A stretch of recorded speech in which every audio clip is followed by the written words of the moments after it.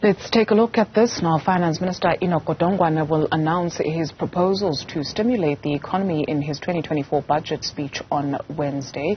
We preview what to expect with CEO of the African Institute for Taxation, Professor Keith Engel. Prof, thank you very much for your time this morning. So it is an election year, and delivering a budget in an election year is no easy job. How healthy is our purse? Well, I think we're falling behind our targets when it comes to the deficit. So our revenue isn't quite getting there because of the lack of growth. The debt is going up much higher. We can't seem to cut expenditure enough, and that's what he warned us about. So the situation is steadily deteriorating. Now, that's been going on for some time, and unfortunately, that seems to be a global trend. So we don't start off in a good shape. That's what's making people... When we take a look at the finance minister, perhaps, or that portfolio, stimulating South Africa's economy for growth, does it lie within that portfolio or outside of that portfolio, i.e. investors, the private sector, etc.? Well, look, part of it is in there in the sense that you can lower taxes or you can stimulate investment by, investing in infrastructure and all of that. The problem is, even though it might be in his portfolio, there's no money. So the real issue, if you're going to help the economy from an expenditure side, is get Eskom fixed, put more money in transit, put more money into infrastructure. But that money doesn't exist.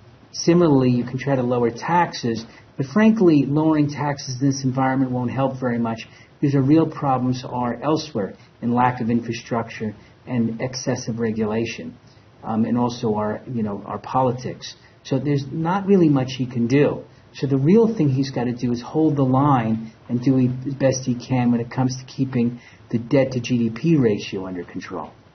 When democratic South Africa was born, there was no money. It's 2024, 30 years later, there is no money. What do we need to understand about that? Essentially, what does that mean? I think that's a good question. You see, the problem was 30 years ago when there was no money, there was a way out. We had opened up to the world. We changed things, and our politics had improved quite a bit. So that would be the end of all the sanctions that were against us. So that helped us. The other thing, too, is there was a lot of untapped revenue at that time. So even though government wasn't getting enough money, their base, they were not taxing their core base. So what happened over the late 90s, early 2000s is we extended the base. We made sure the rich were being taxed at least a fair amount and the middle class. And so we picked up a lot of those revenue and the easy money is gone. Now we're at a point where all those people are being taxed, and being able to tax people more is becoming very, very difficult. The only people we can go after are people who are wholly off the radar, and they're a lot harder. So the options are a lot less 30 years later because, frankly, we've wasted a lot of opportunity. What is the opportunity? What is the opportunity? Well, I would say this. My personal view is that this government can change things best by deregulating and privatizing. Government wants to do everything and they want to control everything, but that comes with a price. So if you want to do everything, you've got to have the money for it. So that's already some discussions about Transnet, Eskom, and others. We talk about privatization, but we don't get there. Then government wants to regulate everything. Now, regulation requires service and requires effort, and you're bogging the private sector down. So what you really need to do is deregulate wherever possible. But this is something the government's not willing to do, and that falls outside the Minister of Finance's hands. Each department, you see, wants to regulate more and more. Every bill is more and more. And they're committed to heavy regulation, which requires a large bureaucracy, which they don't have. So then they can't service it. Good example is Home Affairs. They put in a lot of rules that are difficult, and then they're behind in all the applications. So the government has an ideological problem. They need to let go of this view that they need to control everything. If they can just let go a little bit, they'll make their lives a lot easier, and you can get some growth back into this economy. Prof, when you speak of privatization, it can make some people nervous and it excites some. And so maybe let's try and measure the impact of privatization in South Africa so far. So you take a look at the state assets that were privatized, including Fiscal, at the dawn of democracy. And you take a look at 30 years down the line. How has privatization helped South Africa? Or has privatization helped South Africa? Is there a good story to tell about privatization? Well, yes, I think there is, to be quite honest with you. I think, it depends how you view the world, but what makes South Africa unique amongst all the other African countries is we have a vibrant private sector. So when it comes to trade and investment, even though we have lots of problems, South Africa still remains at the top of many people's African list. That only happens because we have a private sector. And in there, we've had a strong JSE. Unfortunately, that's beginning to shrink. So when you look at those things, yes, some people do get rich. But again, you're creating opportunity and economic, growth in that space. And government is not very good at that.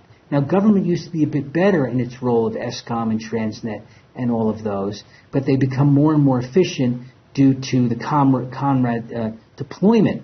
So we're in a situation where I don't understand that somehow people feel, well, if I privatize, we're going to lose something out. But really, when you see the government making me do it, government doesn't provide it. So you're not really getting anywhere. But really, the sector that's made South Africa strong is the private sector, and that is the difference between South Africa and the rest of the African continent. Has it been patriotic, Prof? And I guess maybe asking in a sense of taking a look at where South Africa is.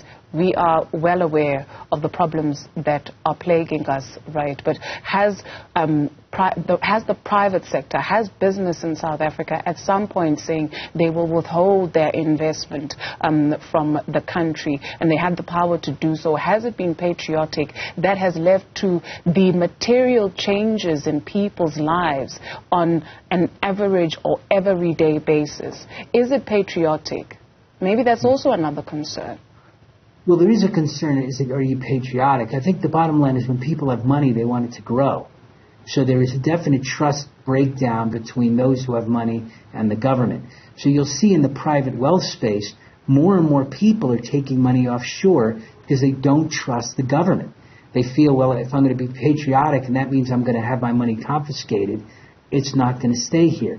So you see this constant push from the wealth advisors to put a larger and larger portion of savings offshore. Again, companies are less and less willing to invest.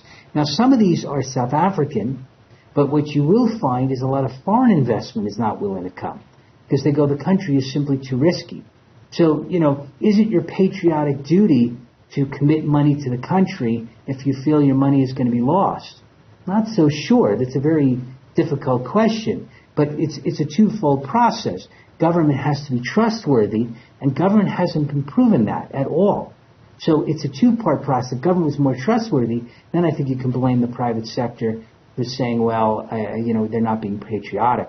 But if you're going to put your money at excessive risk only to find that you're going to be punished for it, I'm not sure if I would blame that for lack of patriotism. Okay. Prof, when you speak of South Africa maybe being a preferred investment destination as opposed to the rest of the continent, when you go to other parts of the continent, be it West Africa, East Africa, sometimes it feels like home because you will notice brands that are familiar, that are South African brands that have since branched out to the rest of the continent. You note companies that are operating in countries that are unstable. The DRC, for instance, where there's high instability, but business goes on. And so what is the risk, rather, that South Africa faces in terms, can we keep that up, that sense of exceptionalism, can we keep that up with the rest of the continent picking up pace? Well, I think, look, to be fair, a lot of countries do have trouble. The fact that a country has problems doesn't mean it gets no investment. So you will see that it's targeted investment. It's been up and down. A lot of companies, like the grocery store companies, they have invested throughout South Africa, but some of them have pulled back. So things didn't turn out as well as they thought. But you will find pockets of investment. Investors will say, look, maybe the country's got lots of problems, but we see opportunity here. So you see selective opportunity. Now, when it comes to South Africa versus other European countries, China and the others, one of the things that government needs to do is make sure that we promote our companies a little better and we protect them a little bit more. And we don't really do that. But there are advantages, and South Africa does have some opportunity in that space, but it's been very uneven. And the amounts aren't great, and what you are finding is too many of our companies are more interested in investing outside of Europe because they don't see the opportunity here in the continent. So can government play a role? Government can play a role, but government, again, is not friendly to its multinationals. They don't view them as part and parcel of the country. So when issues like expropriation came up in Zimbabwe, the government didn't help our companies. We see problems in Nigeria. Again, our government doesn't help. So if you want to be competitive, you need to know you have a friendly government backing you. If you have a government that's indifferent, well, what are you going to do?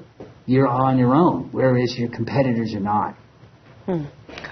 Very quickly for us, Prof, we did invite you to speak about the budget speech and preview that NHI, where's the money going to come from? Do you perceive that, because that is also billed as a pro-poor policy, do you perceive that will feature in the budget? No, not at this point. I think it's too it's slow. It's more of a campaign slogan for them. Once you talk about tax increases, that's going to be the negative side of it. I think this year they're going to skip. But to the extent they start needing money, I think the first thing that will go will be the medical credit. Then if they're going to do it, the problem is you're going to have to increase payroll taxes and individual taxes in order to fund it. There's no other way. Or the alternative is they'll try to tax all of the medical aids directly, but then I'm not sure what people are not going to pay for medical aids that they're not going to get a benefit from, so that's a problem. So at some point it's going to come up. But right now the ANC is in a very sensitive position, and the last thing they want to do is something contentious a few months before election that's becoming more and more risky for them. So I expect maybe a note or a discussion at most, but I don't expect anything explicit. All right. Thank you so much, Prof, for your time this morning. Professor Keith Engel is with the South African Institute of Taxation. He's the CEO there.